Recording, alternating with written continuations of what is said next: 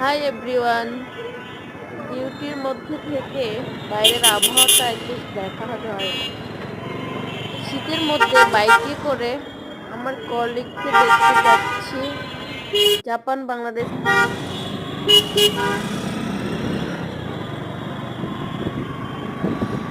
আসলে সত্যি বলতে কি, শীতের মধ্যে বাইকে করে যাওয়ার ইচ্ছাটা সবারই থাকে, কিন্তু সেই ঠান্ডাটা যখন লেগে যায় শরীরে তখন কষ্ট। বাস ট্রেনে থেকে থাকে বাস ট্রেন দিকে বাসটা তাকে দেখতে গিয়ে আমি নিজেই আজকে অসুস্থ হয়ে গেছি।